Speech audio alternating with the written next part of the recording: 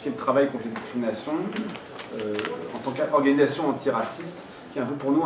ces procès, ces audiences dont on va parler, ces affaires, sont pour nous un peu un retour à la question sociale. Ces dernières années dans l'antiracisme ont été marquées par une actualité très importante sur les questions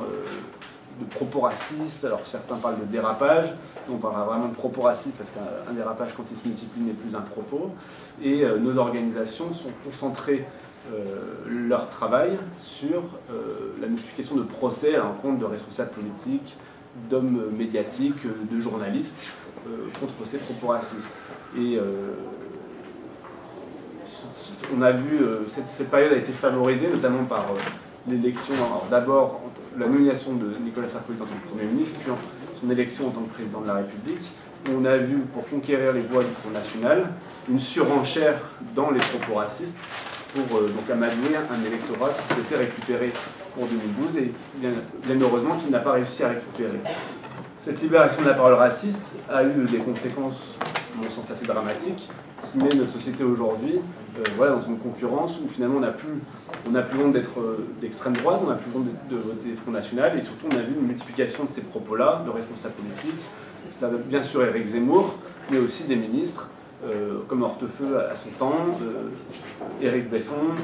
Robert Ménard et bien d'autres qui ont tenu des propos, Nadine Morano récemment,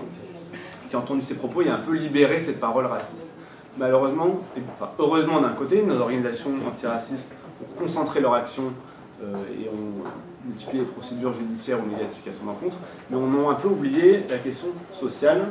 et c'est là qu'on essaiera dans cet atelier de remettre au centre du débat,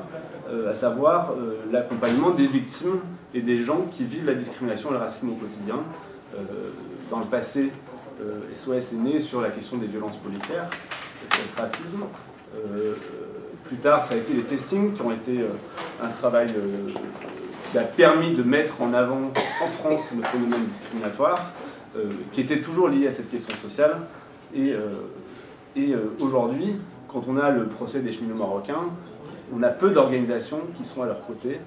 Heureusement, les Maisons des Potes y étaient, d'autres organisations et des personnes individuelles aussi ont porté ce dossier-là. Et c'est, à mon sens, c'est dans cette nouvelle ère qu'il faut rentrer maintenant, à savoir reprendre la question sociale de front, retravailler dans les entreprises ou au quotidien, quand les personnes vivent des violences au quotidien, les accompagner pour arriver à cette égalité réelle qui ne doit pas être que